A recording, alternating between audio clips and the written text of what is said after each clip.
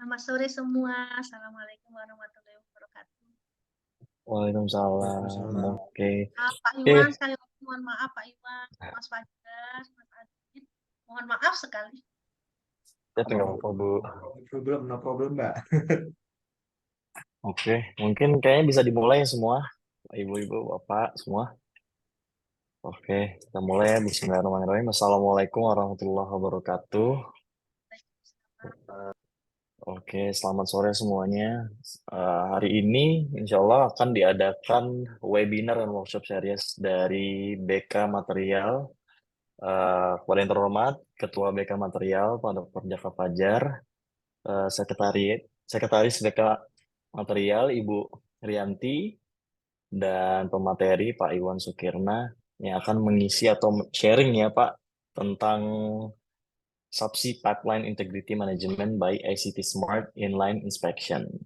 Nah, mungkin kita langsung saja memulai dengan dibuka oleh langsung Ibu Dr. Rianti Dewi Sulamet Aryo Bimo, selaku Sekretaris BKMT PII, sekaligus juga Dekan FTI Universitas Trisakti. Mungkin langsung saja tempat dan waktu dipersilakan Ibu.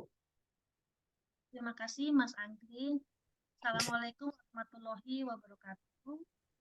Waalaikumsalam warahmatullahi wabarakatuh.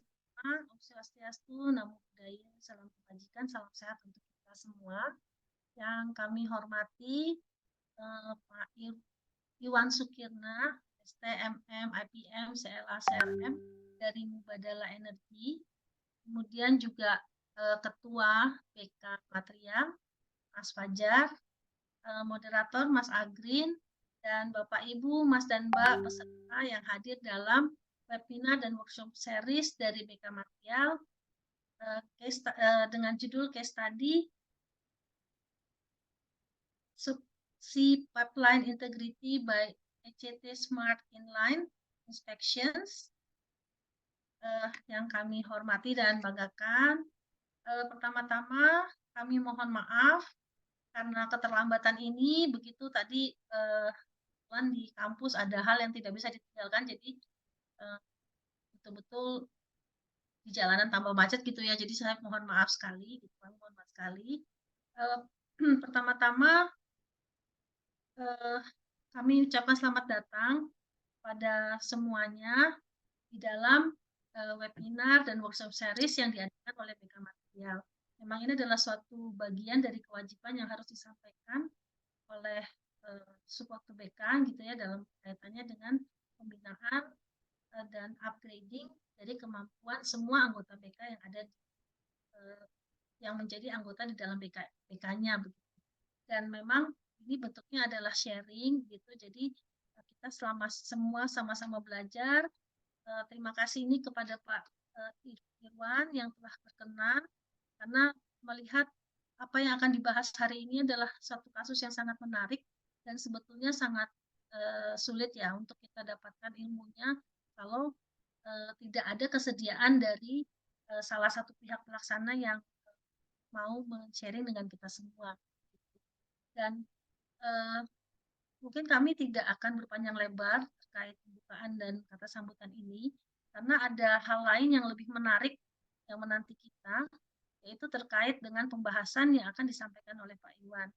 Kami dari pihak BK Material mengucapkan terima kasih banyak atas semua dukungan yang telah diberikan oleh semua anggota BK Material, dan karena BK Material ini akan menjadi baik dan bermanfaat untuk semua kalau memang kita semua saling mendukung dan saling bersinergi begitu, Bapak, Mas, dan Mbak sekalian.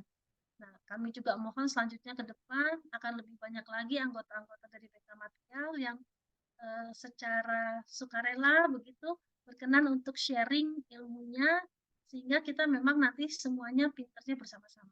Mungkin itu saja Bapak Ibu untuk kata sambutan ini, dan dengan mengucap basmalah bismillahirrahmanirrahim, kita buka webinar dan workshop series dengan judul case study Subsea Pipeline Integrity Management by ECT Smart Inline Inspection yang akan disampaikan oleh Bapak Insinyur Iwan Sukirna, STMM, IPM, CLA, CRM dari Mubadala Energi. Demikian, mohon maaf kalau ada hal yang kurang berkenan dan dalam pelaksanaan kegiatan ini jika ada yang memang belum kurang atau masih tidak sesuai dengan harapan Bapak, Ibu, Mas, dan Mbak sekalian, kami mohon maaf. Mohon dibukakan pintu maaf yang sebesar-besarnya. Terima kasih. Wassalamualaikum warahmatullahi wabarakatuh. Waalaikumsalam warahmatullahi wabarakatuh. Alhamdulillah, terima kasih Ibu Dr. Yanti Dewi Selamat Arifoma selaku Sekretaris BK Material TNI, dan telah resmi webinar kali ini telah dibuka oleh Ibu Rianti ya.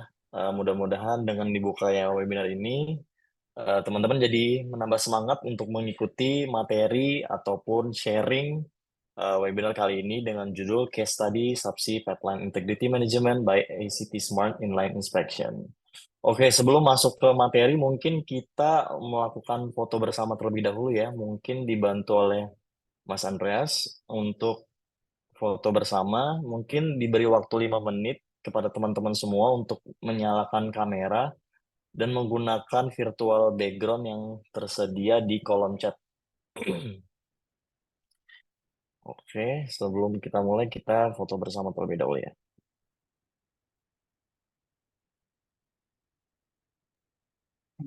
Baik, para peserta diharapkan menyalakan kameranya ya, karena sebentar lagi akan saya ambil fotonya.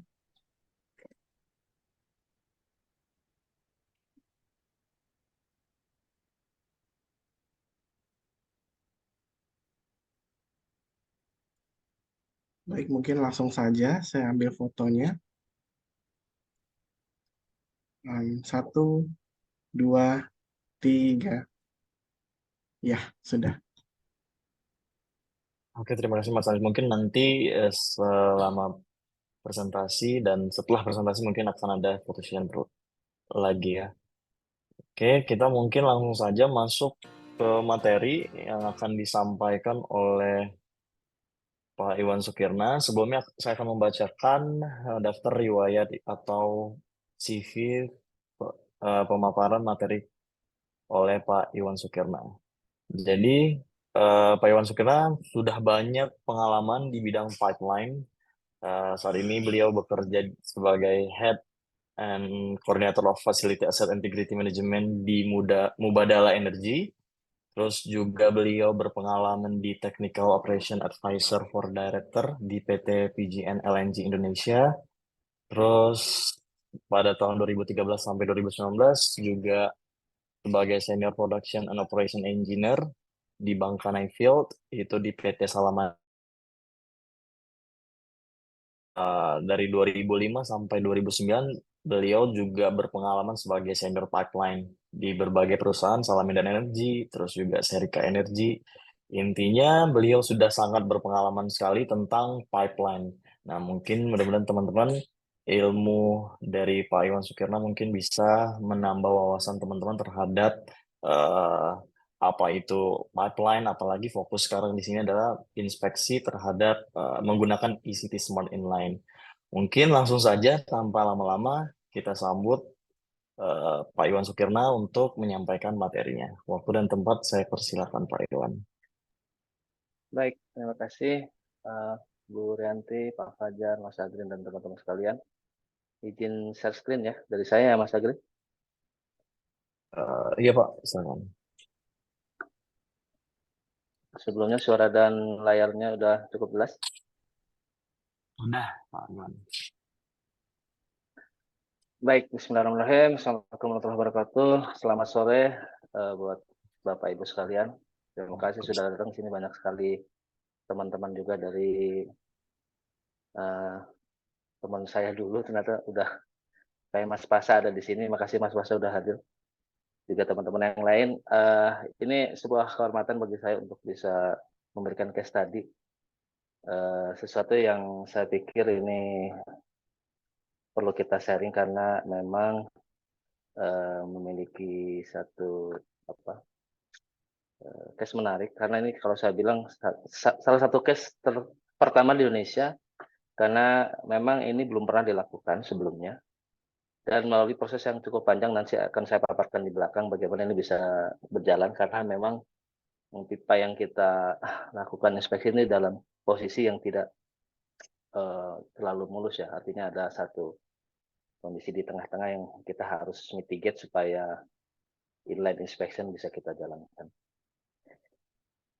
Jadi saya kasih judul ini Subsea Pipe Integrity Management karena ini bagian dari salah satu kegiatan integrity management di kita. Saya bekerja di Mubadala, memiliki pipeline sepanjang 300 km kurang lebih dari offshore ke onshore dengan ukuran 14 inci, dibangun 2013 dan sekarang sudah masuk tahun ke-10.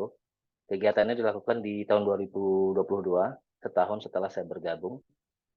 Dan ini waktu saya bergabung saya nggak tahu case ini ada dan saya diberikan amanah yang berat waktu itu karena memang harus punya strategi bagaimana eksekusi ini bisa dijalankan. Gimana next time?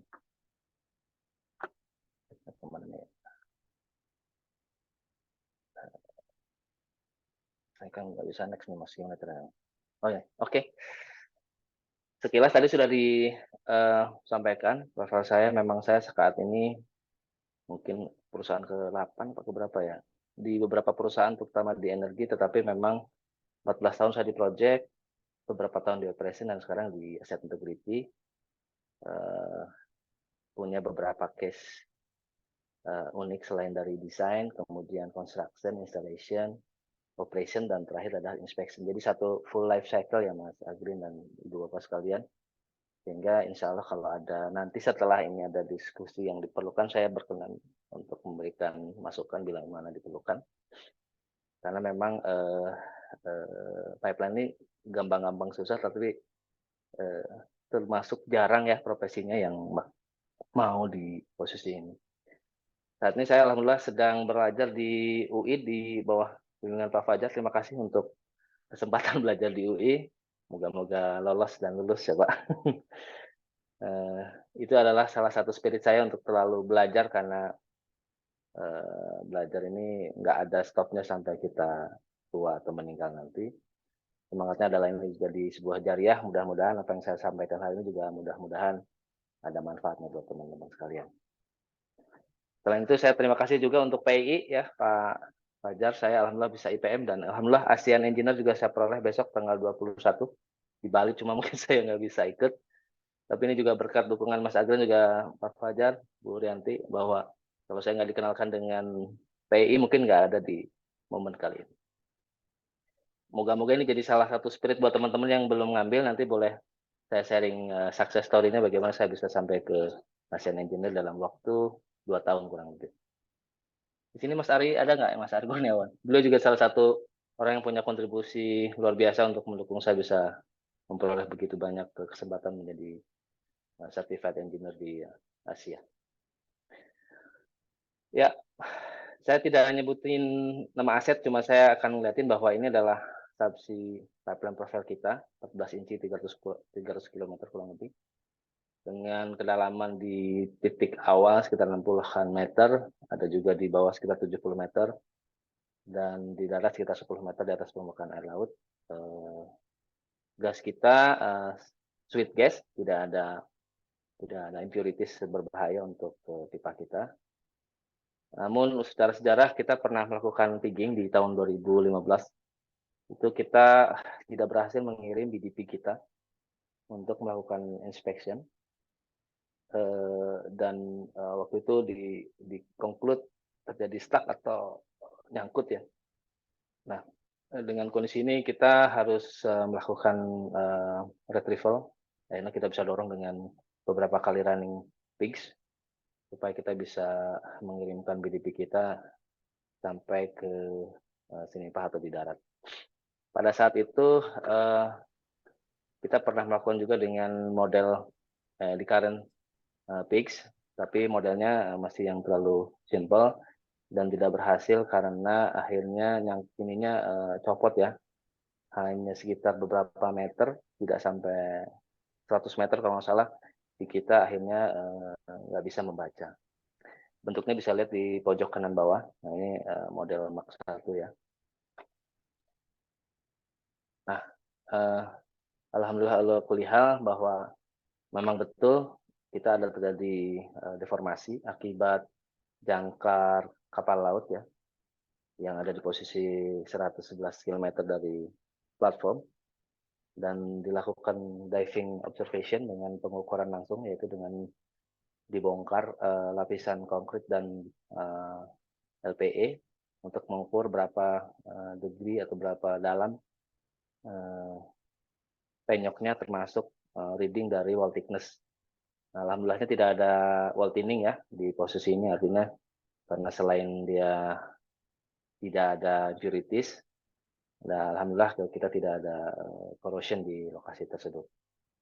Ini hanya gambaran aja bagaimana metrologi dilakukan di posisi ini untuk mendapatkan profil secara 3 dimensi. Nanti saya akan tunjukkan di belakang untuk melihat berapa besar deformasi yang terjadi. Di saat itu dilakukan juga calculation assessment terkait integritas, yaitu dengan menggunakan FFS dan juga coach terkait mitigation kalau ada terjadi repair. Kita sempat turunkan 80% untuk menjaga pressure tidak berlebih. Dan untuk mengembalikan pressure tersebut, kita harus purchase satu structural clamp yang fungsinya untuk mencegah terjadinya bursting atau excessive stress ataupun adanya buckling ya, karena di situ terjadi deformasi lokal. Ini kurang lebih klaim yang kita sudah pasang di posisi tersebut, dan sampai saat ini masih terpasang namun sampai akhir masa produksinya pipeline kita. Nah, kemudian di tahun 2020 kita lakukan peaking ability study dengan kondisi tersebut, yaitu dengan melakukan simulasi secara dinamik ya terkait model peaking yang kita akan buat.